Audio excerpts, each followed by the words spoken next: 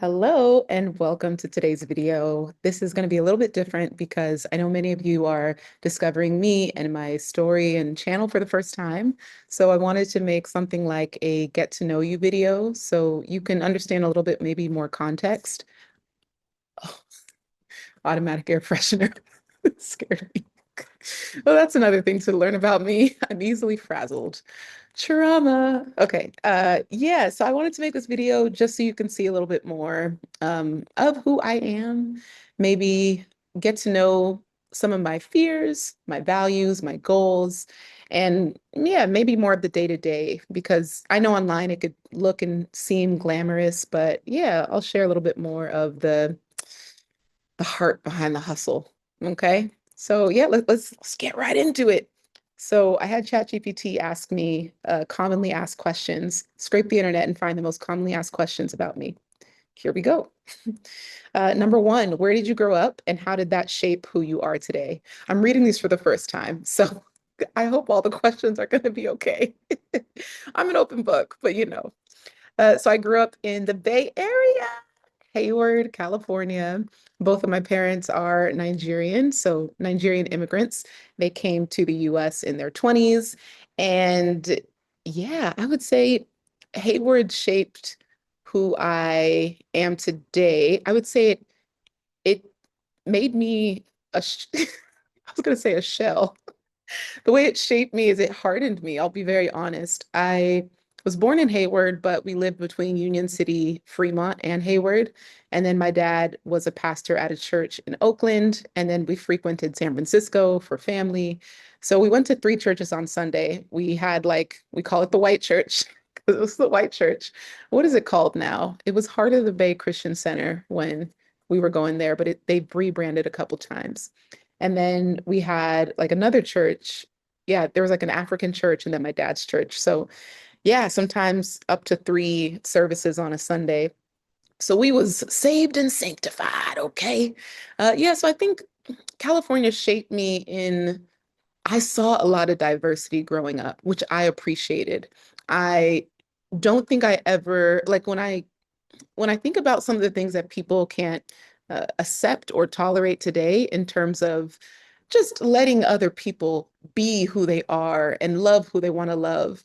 It doesn't matter what my religion says about anything. I have a level of not even tolerance, but love and respect for people because I know that we're all out here doing life for the very first time. So I would say Hayward helped me build a level of empathy and compassion for just everyone because there was no race, culture, religion, or identity that was shocking to me as a teenager because I saw it all my life. So I really appreciate that. Even as much as they tried to shelter us from certain things, uh, everything was out in the open. So I appreciated that. Okay, number two, what was the first leap of faith you ever took in your life? Hmm, that's a good question. A leap of faith. I would say this is so random. I don't think I've ever shared this story. I tried out for color guard in middle school. And up until that point, I was a chubby little kid with these chipmunk cheeks and buck teeth with a huge gap. And so there was no athletic bone in my body. But I saw color guard, which for those that don't know, it's like you spin the flags a ton of times and you. I went to high school at James Logan and they were like, color guard, flag guard beasts. Like we went to a presentation maybe in middle school and I saw it for the first time and I was like, I'm gonna do that. I had no athletic ability. My dad would take us to the tennis courts because of the Williams sisters. So tried to get us into tennis when I was around 9. And long story short, I did actually carry tennis all the way until college. So I still love and play tennis to this day. But I would say color guard was like my first. I have no experience, no background, no training, and I'm just gonna go for it. And I remember whose flag did I borrow? Maybe I just stole it. I would just find a flag that was laying dormant and I would just like take it and bring it outside and try to spin it. And I was really bad. And then during tryouts, Yeah, they let us take the flag home to practice. And I did not sleep. I was so tired the next day because I was outside in the backyard spinning and doing things like crazy. And I didn't make the team.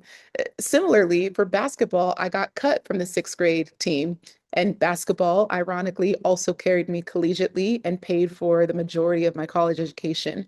So I was a double collegiate athlete for basketball and tennis, two sports in which I had been rejected at an early age. So I think the first leap of faith was seeing something that I thought looked really cool and not letting anything come in the way of me going for it. I think we feel like we disqualify ourselves before we even give something a shot. And maybe at a young age, that taught me that you have literally nothing to lose because rejection doesn't kill you. So I might have been sad and hurt and yeah, feeling rejected at a young age. But I think the respect that I gained for myself pursuing something that I desired is literally the through line in my entire journey. I pursue what I desire and it's gotten me really far. I think it's gotten me a pretty cool life. So that would be it. Okay, number three, what inspired you to start living abroad? Hmm. What was the first? I don't think I ever saw it for myself. That's why I'm trying to go back to the very first time I looked at it as a possibility. I studied abroad in the UK, Harlexton College. And I remember when I went to school in Kansas, Baker University, and they talked about, oh, there's a study abroad program. All the study abroad students that I knew at the university were white. I didn't know any Black person or even Asian person that studied abroad. So I immediately wrote it off as something that white people do. Like we know this in our community, we're just like, oh, that's that WPS. Sorry for my language. But I immediately wrote it off as like, oh, that's just beyond, that's not what our community does. And this is such a limited way of thinking because we look at things like snowboarding or surfing. Oh, Black people just don't do that. And at 18, I went ahead and adopted that mentality that study abroad is not something for Black people. And I got to, after I did 2 years of pre-med classes. And then I realized I didn't want to be a doctor. You know, I've told the story multiple times, had to disappoint my mom and finally choose what I desired. So I took up classes in journalism, broadcast media, creative writing, photography, video editing, literally all things digital and tech. And when I got to that point, I had used up to that point 4 years of my uh, tennis qualification eligibility. So in college, you have 4 years of sports eligibility. So I had used all 4 years of tennis, used all 4 years of basketball. So now that I was behind in my, I don't know if y'all can hear that.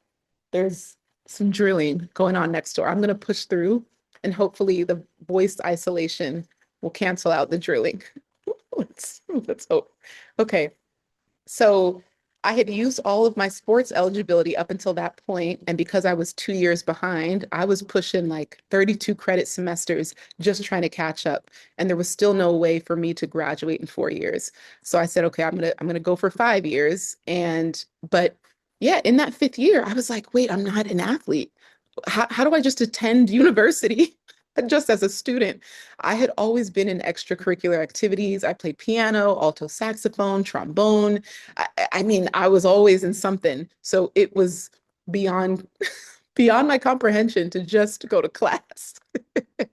ADHD, it shows up in every aspect of your life, but I needed stimulation. So yeah, one day someone told me about study abroad, and then there was a an advisor that said, "Yeah, Chloe, you should check it out. Come to the hearing, like come to the meeting about it." And of course, I mean, I go to the meeting, but my assumptions were correct. I was the only Black person in the room. They'd show the presentation. There was like one Black person, you know, the kind of Black person that looks like he listens to alternative music, which I do too. So I was like, okay, I get the character arc of who the kind of person that studies abroad.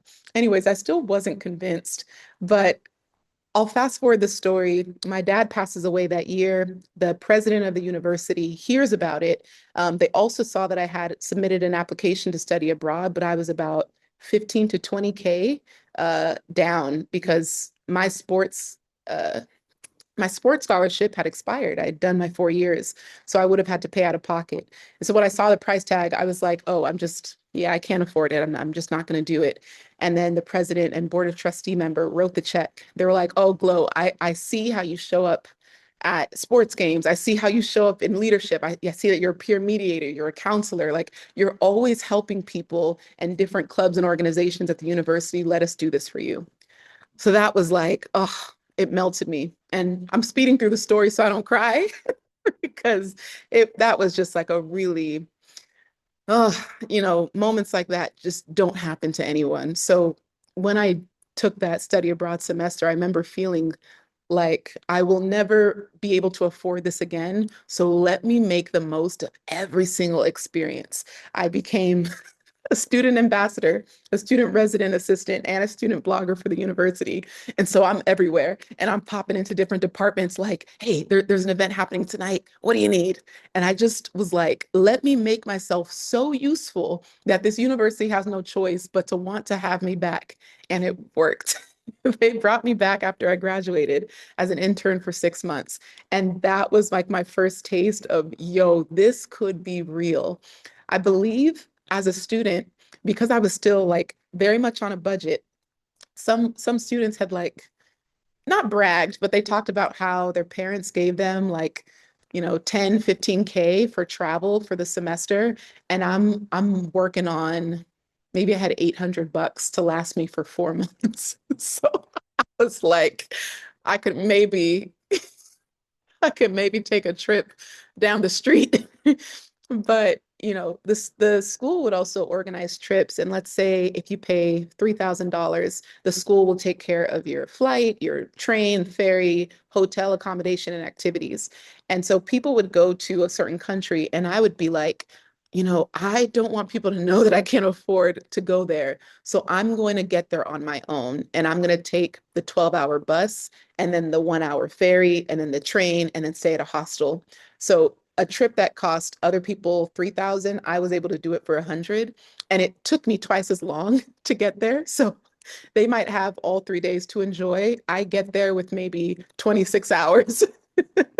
But for me, that created a level of like resourcefulness, creativity, due diligence, and figuring out, wait, travel can be affordable. It takes patience and a level of, yeah, you have to have an open mind.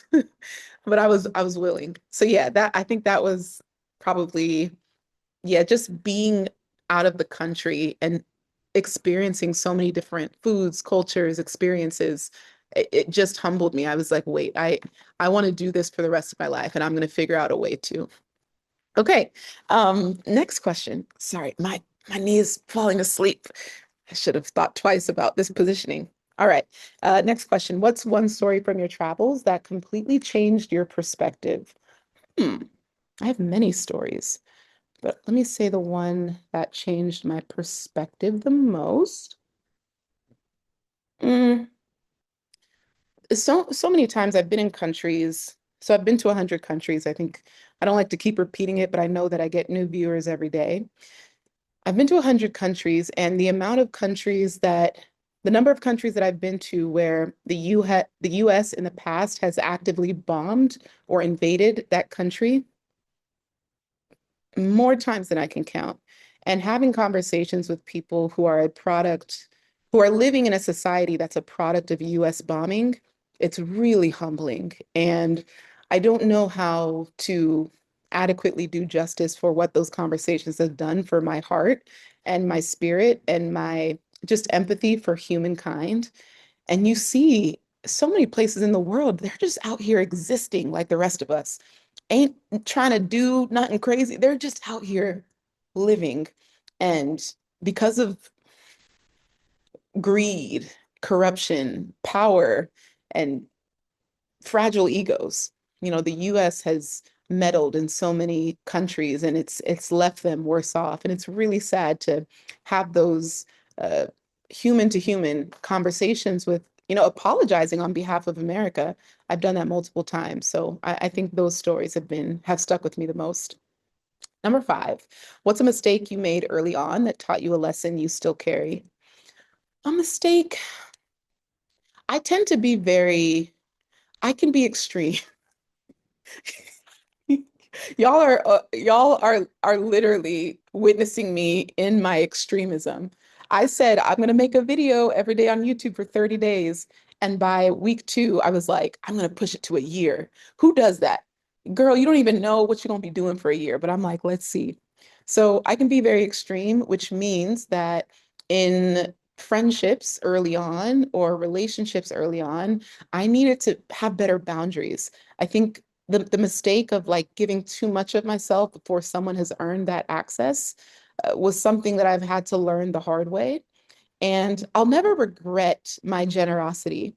I'll never want to change the fact that I'm a generous person. I do want to change who has access to that level of generosity. So that's something I've had to like develop over time.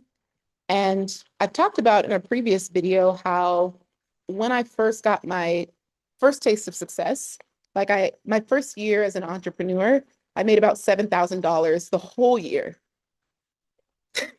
Y'all, I don't know. I was on a living off a hope and a prayer. I do not know how I survived, but I did.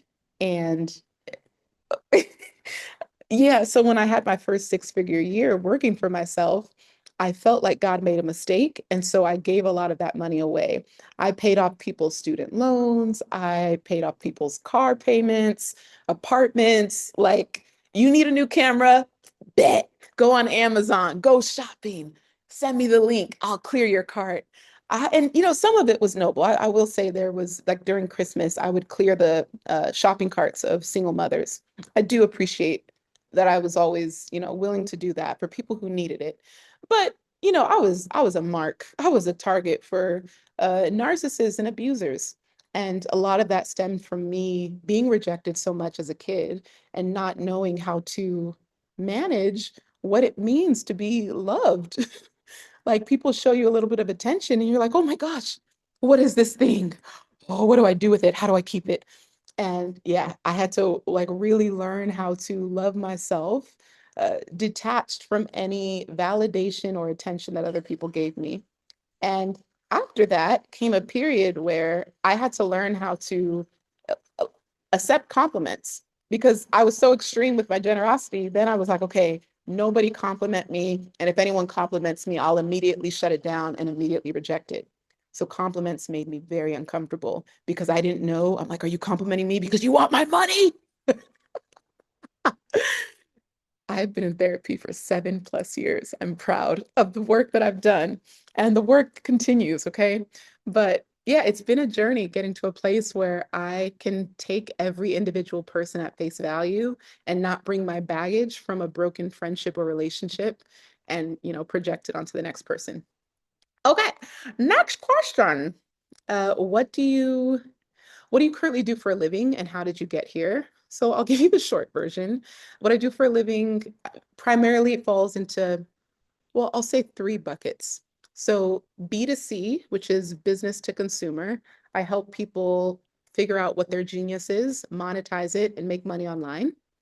Another way is I work B2B. I help business owners scale their business, go from 6 to 7 figures, or just help them with any other business issues that they're having. And then I also work, I'll say B2C, which is corporation. I do speaking engagements, I do company activations, I sometimes do influencer work. I've said no to a lot of that lately. And yeah, I'll just sometimes do internal liaisoning for corporations. So it's kind of fluid. I can pick and choose how much work I want to take on any given season. And in the past, I've had like really good brand partnerships like Adobe, GoPro, Skyscanner, Meta, Instagram, all of that, Threads, different, yeah, just Sony. I've worked with a bunch of really cool companies and yeah, even Airbnb. And now I'm at a place where if I have capacity for work or if I want to do, another campaign, I could just reach out to them like, hey, I got space. What y'all working on this quarter? So that's really cool. So yeah, I would say those are the main buckets of how I earn income. I have made investments into things that I cannot liquidate for several years, which is probably the smartest and most annoying. smartest and most annoying thing I've ever done because every now and then you're like, well, I could just pull it from here. I don't want to take it from my savings, but yeah, I'm getting better at just in my investments. So obviously get paid dividends there and digital products, passive revenue there.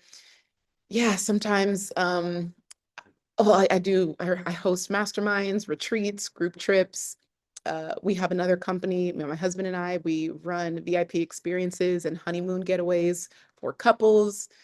Yeah, we have a private community and an app. And there was something else I was going to say. We also, there's one more thing.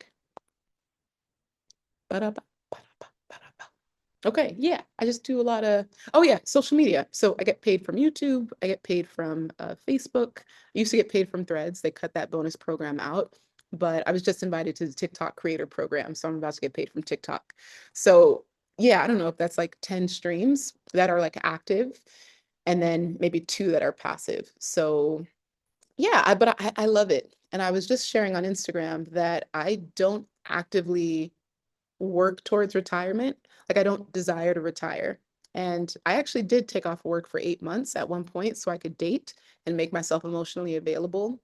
And I didn't, I don't want to say I wasn't fulfilled, but I enjoyed being connected to people. And I don't want to cut that part off. And so what I do now is I work actively 2 days a week, like deep, intentional, focused work.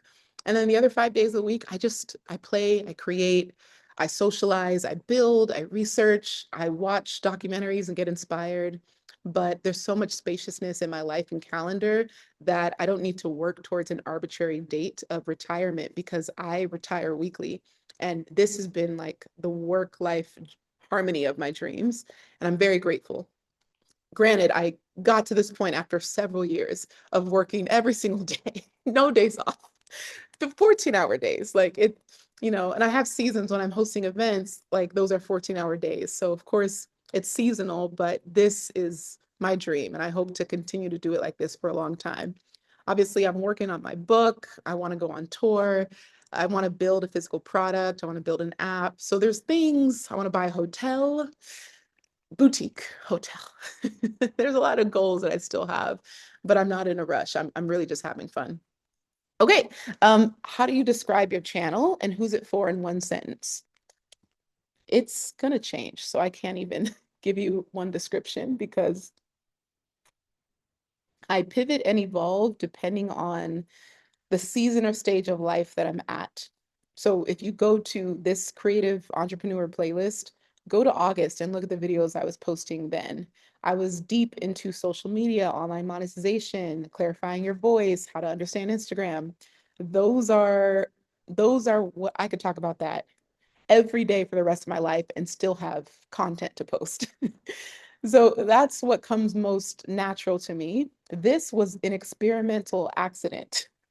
I was just yapping one day and it took off. And I was like, oh, this is what people are more interested in? Okay, bet.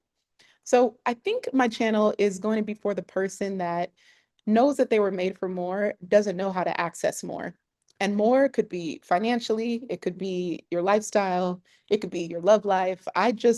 I help people work towards more and move towards more because my life feels very abundant and expansive and it doesn't happen on accident. It's by design and intention.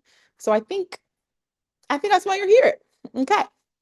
I don't know how much time y'all got. There's 15 more questions, but let's see how many we can run through. What was, what motivates you to show up and create content every day? Yeah, that's a brilliant question. I, hmm, when you have all of your, Maslow's hierarchy of needs, your physiological needs, your safety needs, your belonging needs, your self-actualization, there's a hierarchy of you can't worry about the very top of the triangle until your basic needs are met. So if you're struggling financially, you can't be creative when you're financially anxious. So I realize I'm like, Glow, every bucket of your life is overflowing. What a blessing, but also it's time to pour because you got all of these juices just spilling onto the floor. There's people with empty cups. Go pour. So I feel very inspired to just pour and give from my abundance. And yeah, I just feel very blessed. I recognize that God could have chose anyone for this life and for this platform. And he actively chooses me. So let me not disappoint him. Um, let's see. La la la. What are the biggest myths people believe about moving abroad or starting online businesses? Okay, that's a twofold question. I say the biggest myth about moving abroad is that it will solve all your problems. It won't. It'll help, but it won't solve them inherently. Starting an online business, I think people think you have to have all of your ideas figured out. The easiest money I've ever made is when I experimented. This Passport to Peace workshop that I'm hosting tomorrow was a literal experiment. I said, I'm going to announce it, see if anyone's interested, and, build out a presentation and help people who need it. But I had no, what's the word, emotional attachment to the outcome. I did not bet my life stake on it. This better be successful or I'm going to implode. I was like, oh, yo, they're watching the videos. Okay, let me give them a way to go deeper because inherently I will always want to help and serve people freely. That is a given. And if you are blessed and you have the capacity, I believe that's your portion too. And you should have that conviction to just serve because that's how God has called us to operate in this world. Because the glory and praise doesn't come back to us, it leads people back to God. So I felt like, well, let me just give something for people who want to go deeper after I've done the free giving. So for anyone else who has an idea, serve freely. And then if people want deeper access, deeper community, deeper insight, they can pay for that. So yeah, I think the easiest money comes from you testing out an idea and not being attached to the outcome. That's a bar, y'all. That's a bar. Y'all better drop in the comments some fire emojis on today, okay? We preaching. Mm, next question. I keep scrolling too far up. What's a project or product you're most proud of creating so far? That's hard. I always I've created over probably 20 courses, academies, products, boot camps, ebooks, offers, launches. Yeah. Oh, I would say a couple dozen. Yeah. In the last 15 years. So naturally, at least once a year, I'm launching something new. And I think I'll always say this is my favorite thing I've ever created. And some people might have clocked like, Glow, you said that about the creative reset. And now you're saying it about Passport to Peace. The reality is there is a deeper excitement when you are stepping into more alignment with the current version of yourself or the future version that you're activating. And so I've really desired an international community, people that I can pour into, but they can pour into each other. So it finally felt like, whoa, Glow, you're creating the space that you wanted for yourself. So yeah, I would say the Passport to Peace workshop is going to be fun because it's live interaction. It's going to be a bunch of people that I haven't met so far. I've been seeing the names come in and I'm like, oh, she's new, she's new, she's new. Like, because I know the names of all of my clients.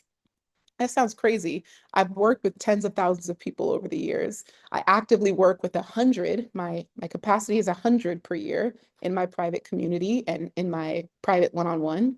So I know everyone first and last name by heart. So yeah, it's just really cool to see all of these new names that I haven't seen in the last 10 years. Yeah, so I just appreciate that. Uh, okay, what are your core values and how do they show up in your daily life? Uh, Probably top core value is integrity. Without integrity, you have nothing for yourself. If you lose respect for yourself, people lose respect for you. And I think the way you show up in the world is how you train other people to show up towards you. So I think integrity is like number one. Number two is probably positivity. Uh, to an annoying degree, I can be Pollyannish. There is very few things that can absolutely ruin or shatter my day. And that has taken so much work. I used to be a very grumpy, angry person as a teenager. Like I just hated the skin I was in. I hated that we were the culture that we came from. I felt like Christianity was so restrictive. There's so many rules. Why do we got to go to church so much? Why are these prayers so long? Why you got to pray the same thing over and over? God clearly doesn't want to answer it. I had such an attitude. So yeah, I would say yeah, I would say positivity. Number three is probably faith. There's so much blind faith that I carry out in my day-to-day life. I honestly don't know how people can survive without believing that there's a God orchestrating and ordering their steps. There's a level of positivity that I could show up in the world with because I know if this doesn't work out, it was never meant to because he's already decided. So again, a healthy level of emotional detachment because it's not my plan. I always pray that God aligns my heart with his will. So I'm not constantly trying to force what I want for myself. I'm like, okay, God, if align your will with my heart, align our wills together because put your will in my heart so that the thing that you want for me, I could also want it for myself. So yeah, so what do we say? Integrity, positivity, faith, student mentality. I'm constantly learning, and that could be intimidating because I will be an encyclopedia of nonsense constantly. I can go so deep on so many subjects that put me in a room with anybody and I can go to bat. We could talk about so many things, and I love that. So I would say student mentality. And then fifth, I would say it's a tie between generosity and open-mindedness. I've I love being generous. Like I said, I think I've worked on who gets access to the generosity, but um, open-mindedness, I feel like there's a level of tolerance that I didn't have growing up because I was told this is wrong, this is right. And there is no wrong or right, there's just different. And I've had to really grow into that belief, especially as you witness different cultures around the world. And you have to constantly humble yourself, like, no, live and let live. God, there's only one judge, which is God. So yeah, okay. Let me see how I could speed through the rest of these. I don't want this video to be super long, but we are halfway through. Who or what grounds you when life feels chaotic? God. Next question. What roles does faith and spirituality play in your journey daily? The Bible app, version on the App Store. I start my everyday with that. I talk to God, I pray to God, and I pray in a way where it's almost like a conversation. Sometimes we think that, oh God, I thank you, Jesus, and I pray in the name of Jesus. I grew up with a lot of dramatic prayers. Okay. I know what it's like to really, you know, to weep and to yearn and to long for his presence. There's a time and a place for that, you know. But in my everyday life, God is a part of just everyday conversation, everyday existence. It could even be as simple as a thank you, God. If something bad happens, I've trained myself to say, "Oh, thank you, God," because whatever is this is blocking me from, or whatever reason you needed this to happen, I trust you. So it's, oh, thanks, God, and I'm just training myself to constantly give gratitude because it's all part of His plan. I am just a star player on His team. Okay, what do you want people to feel when they encounter your work? Yeah, that's a great question. I want them to feel a sense of activation. If there's one thing I want people to feel, yeah, if they watch my videos, consume my words, read my newsletters, it's you're activated. You're not inspired. I don't like that word for being very honest. I don't like to inspire people because inspiration still goes to bed at night. Activation, it keeps you up, baby. You ready to go. Let's go. You're fired up. I want to activate people. I want to light them on fire. I feel like that's what I'm here to do. Activate your spirit and disrupt your patterns and toxic traits. And yeah, let me get back on track. Okay. What's one big dream you're currently chasing? Oh, now that I know that I want Bangkok to be a base for at least 5 years, I'm never locked into any one place for like eternity. I give myself, space to be fluid because countries evolve, adapt, and change all the time. And I'm just open. Thailand is amazing. And also, there's 194 other countries in the world that I'm open to, well, not North Korea, but I'm open to experiencing, living in long term. So, yeah, I would say a dream in Thailand is that my agent is going to take me next week to visit not studios, uh, some new condos. So a couple of them are like 3 bedrooms because I want one of the bedrooms to turn into a content studio. And I want to fully invest in making it feel like a place that I can actively, yeah, just record from, create from. Like I want to build something, um, yeah, just really inspiring for myself. And I want to take my podcast more seriously. If you don't know, I have a podcast called The Glow Show. It's also on my channel. You can check it out in the video description. I say that and then I forget to put the link. Let me text myself. Video description with podcast. Video description with podcast. Link, girl. Okay. Yeah. So podcast, take it more seriously, but content is really the key to opening you up to an entire world of opportunity. So I've been content is what I've been doing for 24 years, but I've just been kind of being cute with it. But what would it look like to intentionally invest in proper equipment, a studio, a team, all that kind of stuff? So I would say that's a big dream, just to really make content a bigger part of my business.